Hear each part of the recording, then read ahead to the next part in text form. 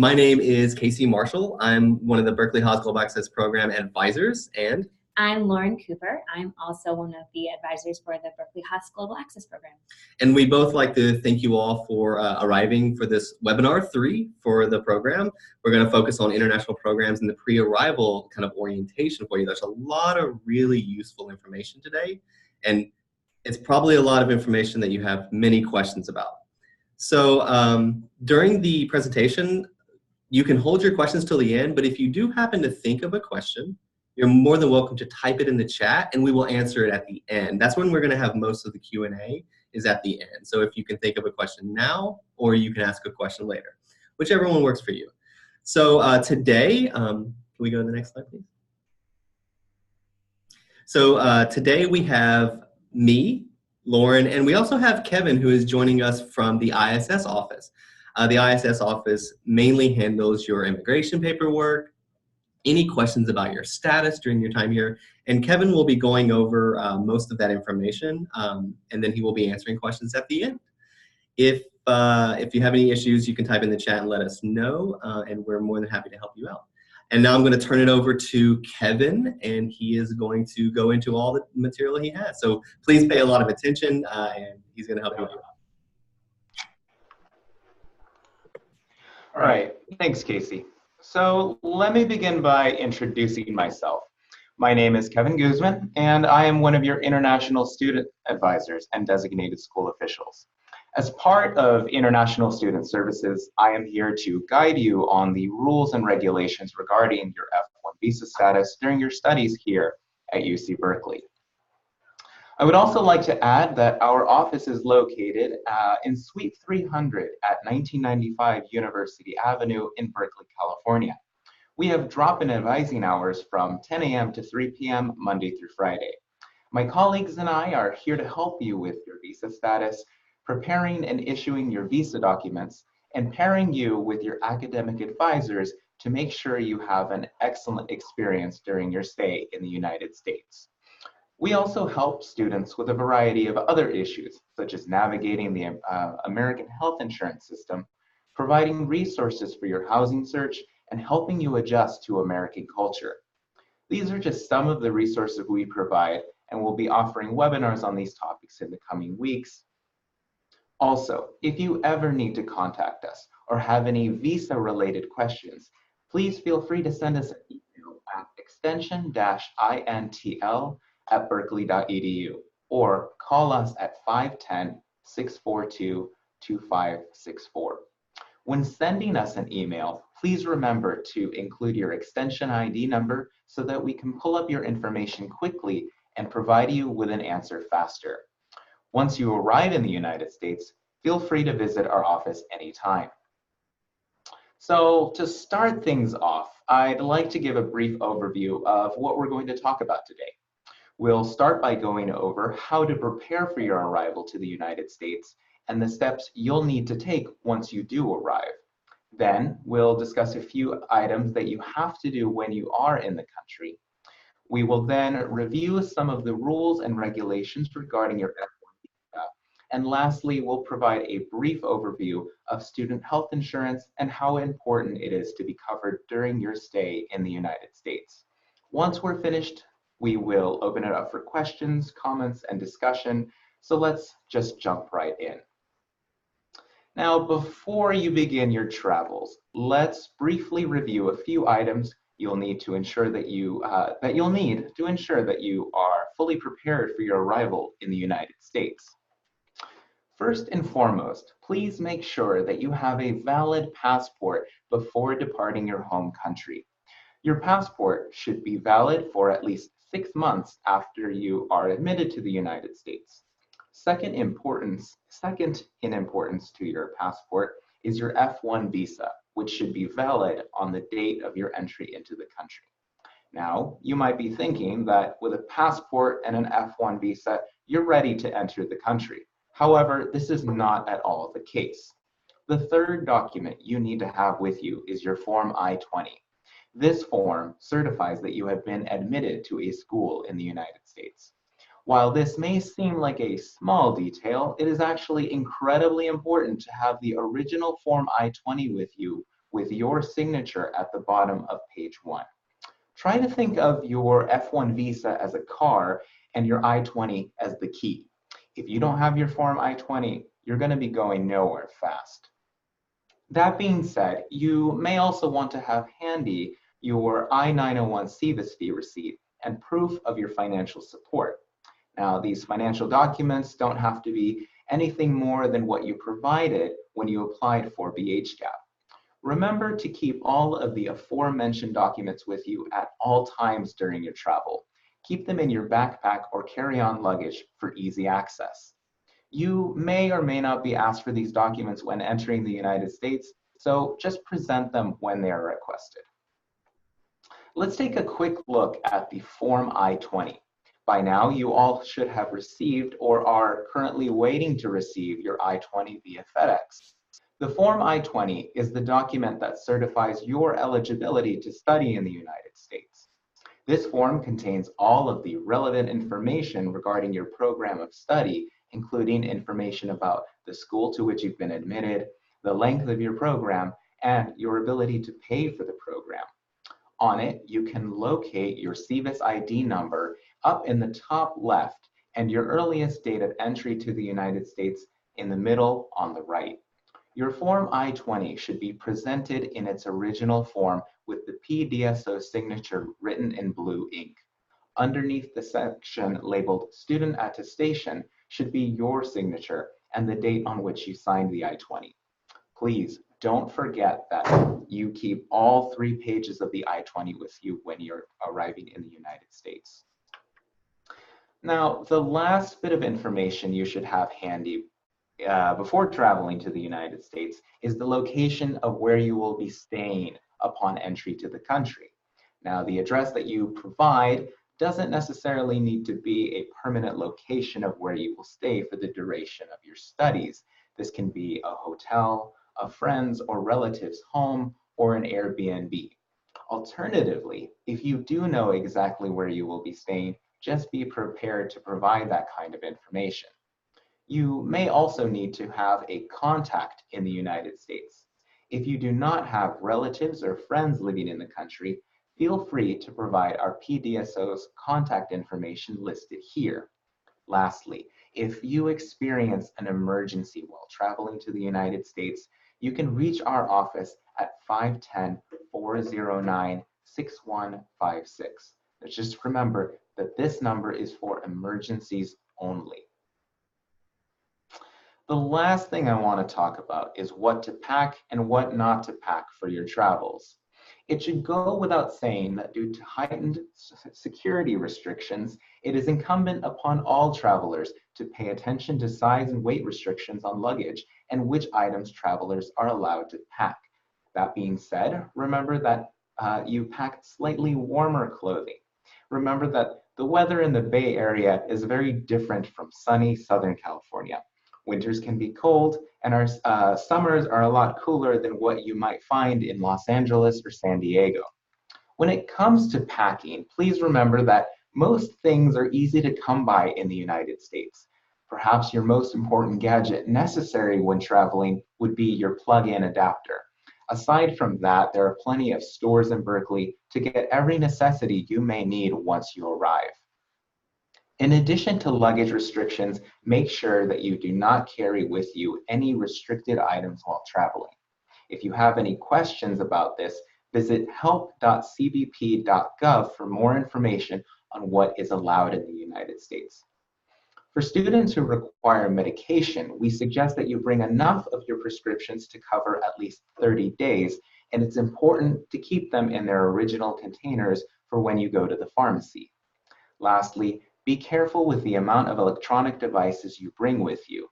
We recommend this so that you minimize the risk of theft and will make your meeting with the CBP easier. We'll go into more detail on this topic a little later. In the coming weeks, you all will receive information on how to obtain your Cal One card. This card allows you to have access to many campus facilities such as the library, the recreational sports facility, and transit services.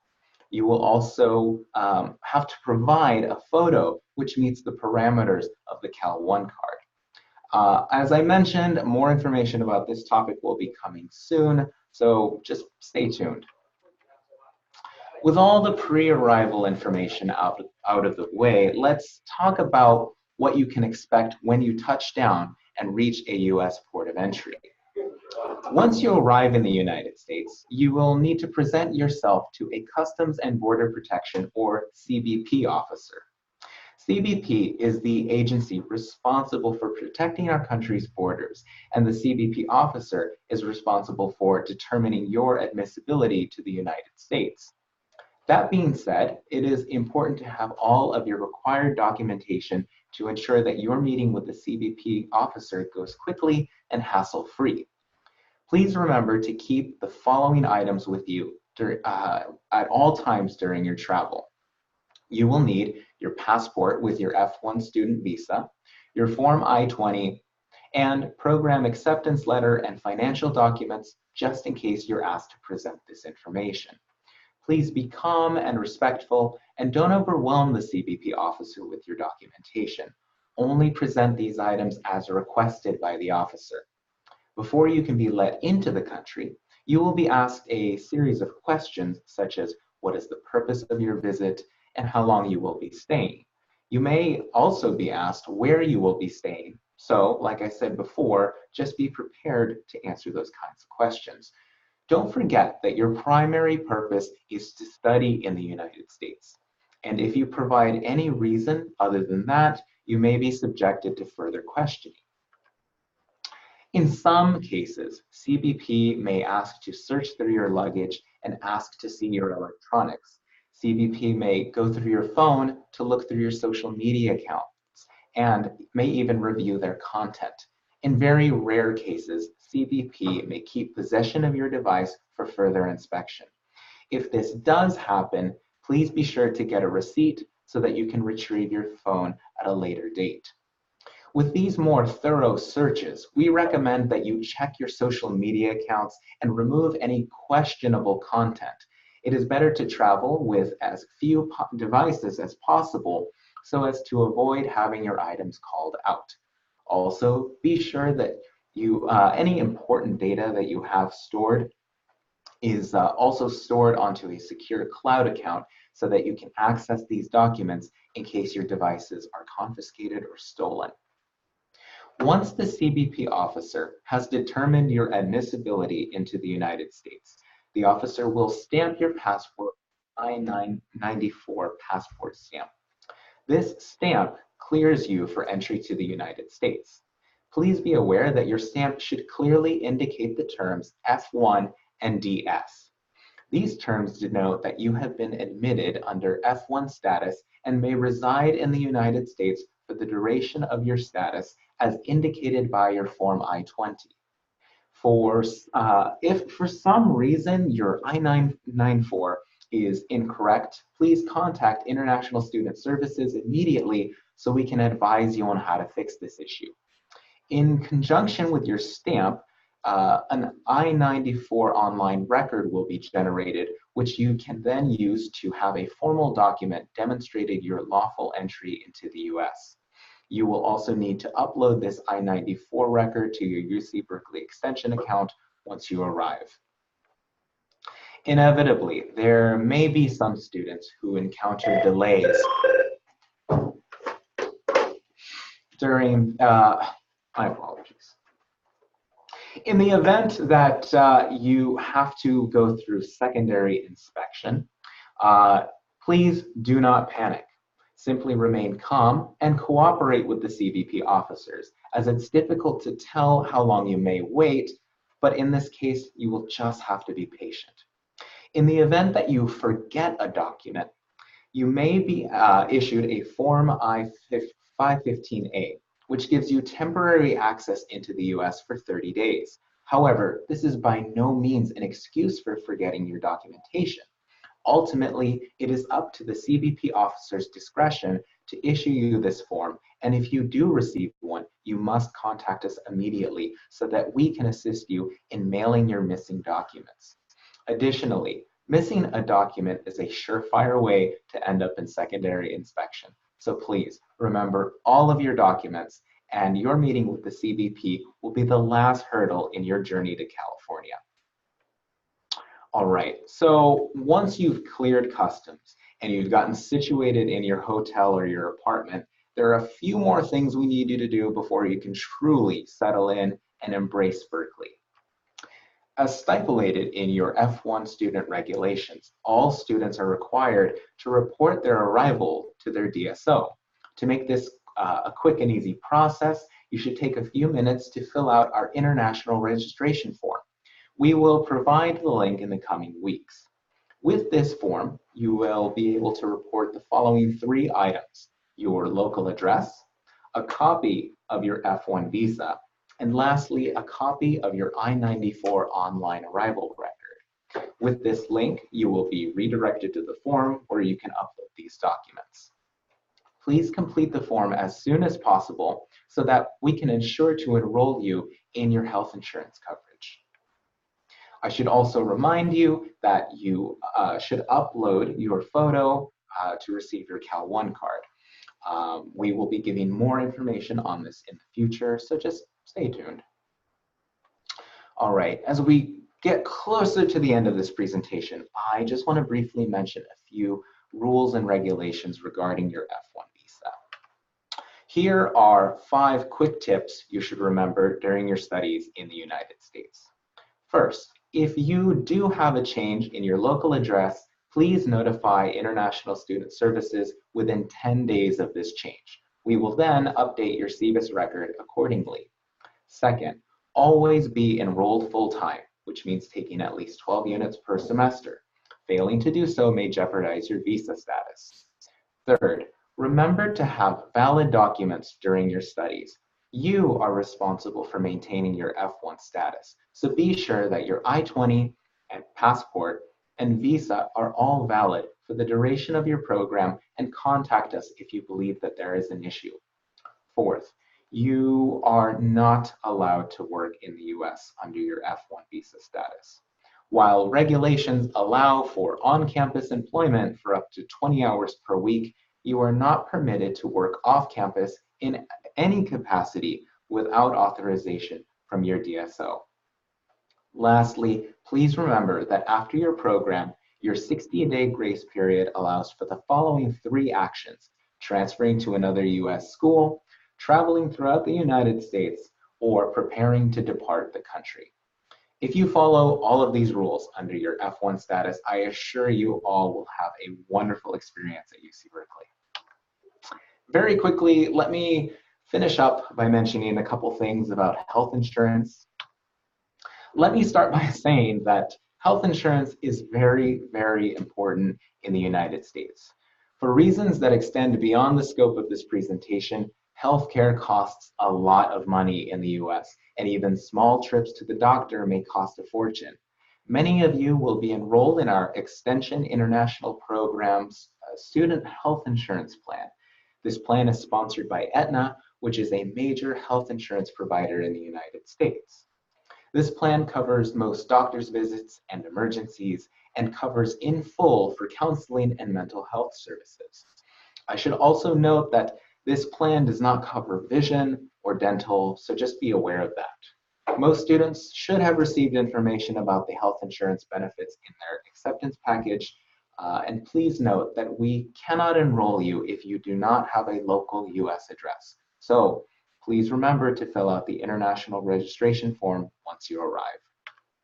To access your health insurance information, please visit this link here. Here you can search for UC Berkeley Extension and pull up your insurance card, which you will need when visiting a doctor.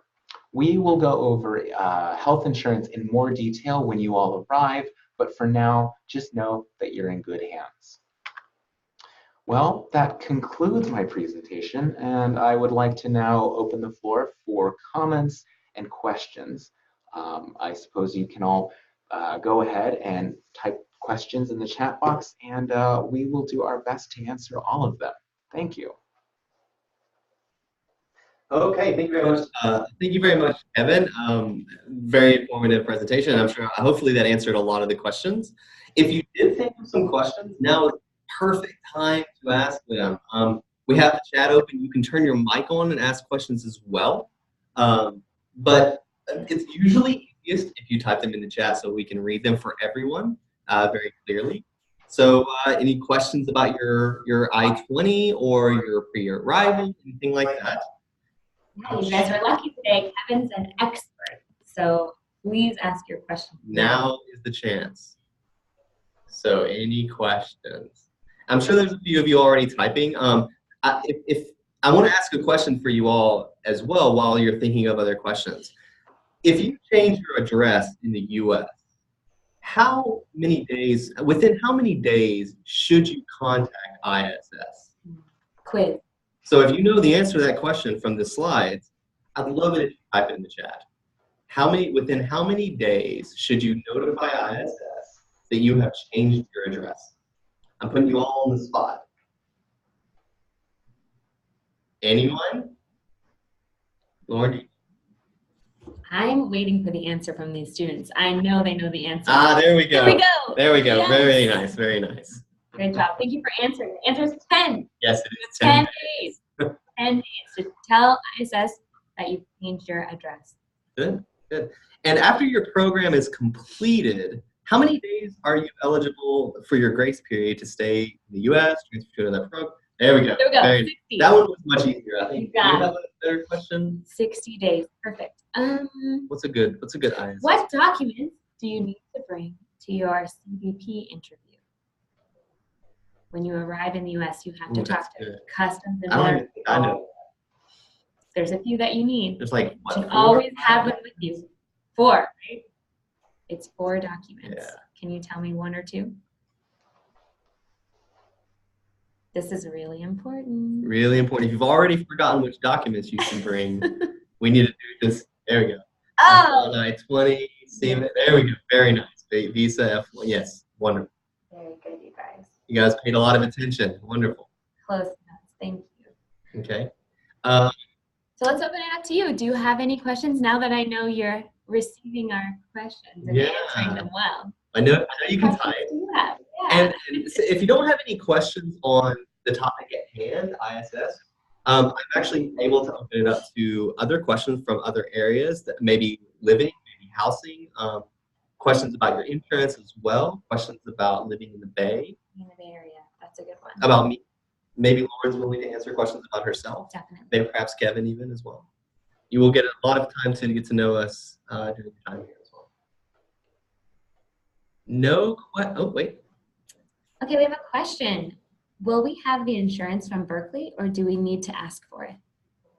Maybe Kevin can take this question. I think this is a good question for Kevin. All students are sort of automatically enrolled or signed up for our student health insurance unless you ask to waive it.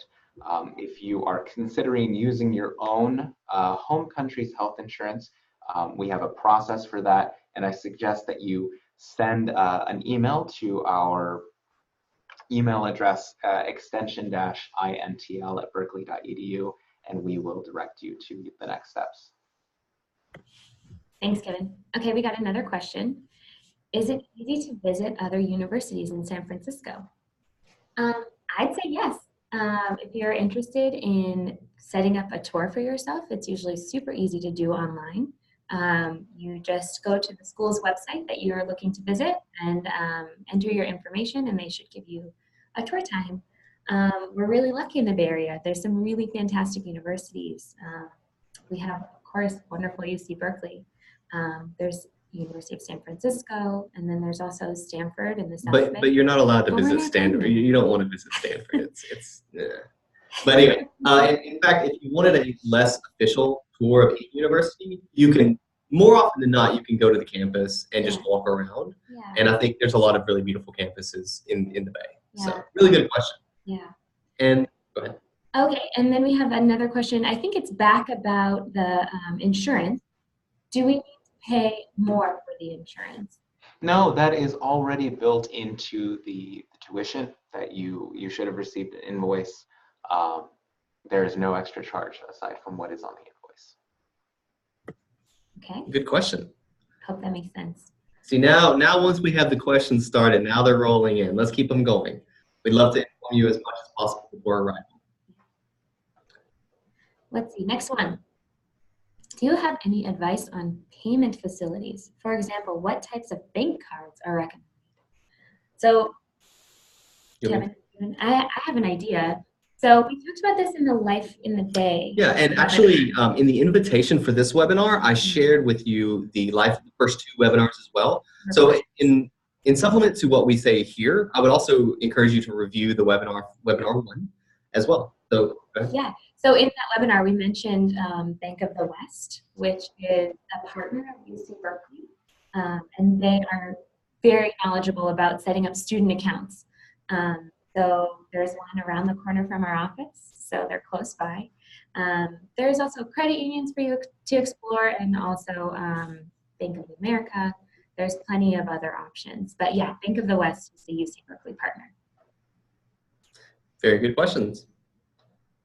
Any more questions? I think we're caught up on the chat questions. Kevin, did you have some frequently asked questions? You know, occasionally we have students who do forget a document. Now, it isn't the end of the world. Like I mentioned before, it is up to the CBP officer's decision to either issue you a I-515A or not. If you do receive an I-15A, you do have to contact International Student Services immediately so that we can help you mail in the missing documents that you need to enter the United States. In rare cases, the CBP officer might actually just call our office to get some confirmation that you are a student, UC Berkeley Extension. So that might happen, but please, please remember all of your documents. Okay, so any other questions from anyone? And you can ask, here we go. Question is, can we be asked for copies of documents? For example, passports. Could you clarify that a little bit? We're a little bit unsure of exactly what you're asking. Do you mean at the Customs and Border Protection interview at CBP? It's usually recommended that you carry the original copy, the original document, rather than bringing. When we arrive at Berkeley. Okay, so can we be asked for copies of documents when we arrive at Berkeley? So in your application, we asked you for a picture of your passport, so a scan of your passport. So we have that on file, but you should always have copies of your documents. Mm-hmm. Please just make sure to have them on you. You may not need them immediately, but it's always nice to have copies. And then the most important document that you have, besides your passport, of course, is your I-20. Kevin said it's the key to your car, right? So whenever you travel, you are going to have your I-20. Even if that's within the state, within the US, you should have your I-20, the original, on you at all times. So don't lose it, please. Definitely don't lose it. I'd also like to add that I highly recommend that you all read through all of the wording on the Form I-20. It has a lot of very important information about your F1 visa status, things that you can do, things that you can't do. And then if you are thinking about traveling while you are in the country, and maybe going to Canada or something, please make sure that the travel signature, your travel endorsement that you have on page 2 of your I-20 is valid. Now, I believe I have signed all of your I-20s, but if for some reason the travel endorsement is not valid, I recommend that you just come to our office and we will get you all set up so that you can travel. Okay, thank you, Kevin, and once again. Any other questions before we start to close this down? Anything at all? So I have one more question, I guess. Well, if we're waiting for one more, who all is excited about coming to Berkeley? If you are excited, say yes. If you're not excited, say no. I hope you're all excited. I hope you're all excited. Yes, there we go. We got one yes. One person is excited. Only one person is excited. While we were waiting, we got one question here. So let's see. I still have a question about the proof of financial support needed at CBP. Can it be a certificate of title to house property rather than proof of a deposit? Kevin, please take it away.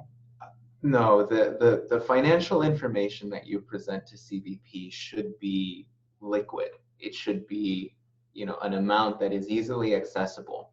And like I said, it shouldn't be anything more than what you provided when you were applying for BHGAP. Those documents that you provided should still be valid, and that's all you need to provide. But there's no need to show any sort of certificate of a title to a house property. Really good question. Thanks. Thank you. We have a video coming up. Ramya, do you have a question? Listen. I think Okay, you're actually now unmuted, so if you'd like to start over with your question, go right ahead. No, I don't have any questions. Hey, Ramya, we actually cannot hear you. Would you be able to type your question? I apologize. Into the chat function at the bottom. We heard some.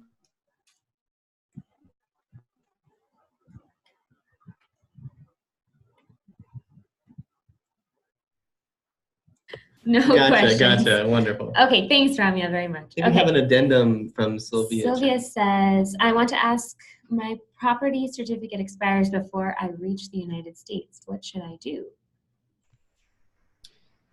I don't think that will be an issue, so long as you just provide the information that matches what is written on your I-20. So if you take a look at the financials side of your I-20, you'll see that we have indicated that you have sufficient funding to cover the program fees and the living costs of the United States. And then we've also indicated that you have either you're sponsored or you have family support. And so long as that information matches whatever document you present, there shouldn't be an issue when you visit CBP. That's a good question. Thank you, Kevin. Okay, so I think it looks like the questions are kind of winding down. And again, last chance for any questions on this topic or any of the past topics as well. Oh, great, another question, thank you. So, okay, if I want to travel, for example, to Mexico during the semester, what I would need to do, what would I need to do? That's a really good question.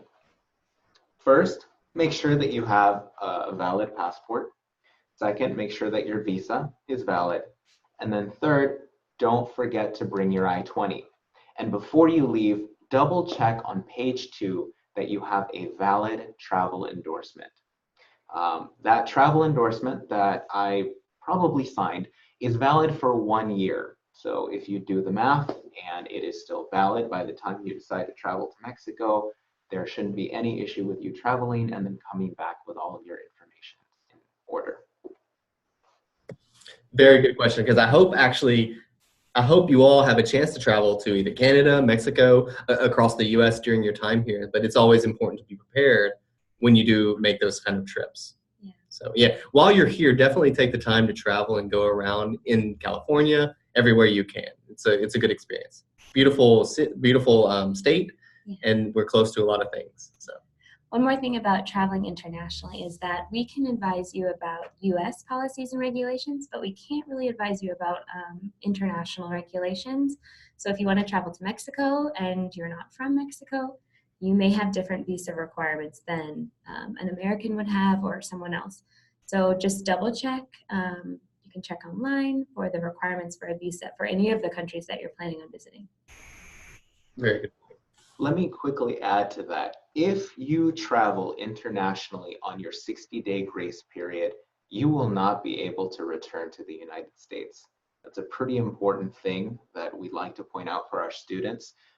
If you travel during the program dates listed on your I-20, you're more than free to come and go into the United States as you please.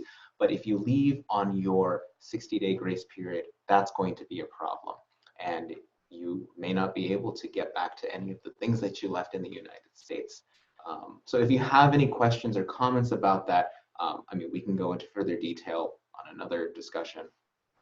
And if you want to follow up, you can just send us an email about that. Yeah, and again, Kevin was talking about at the end of the program. And we got another question. Do we need the I-20 to visit another state in the US?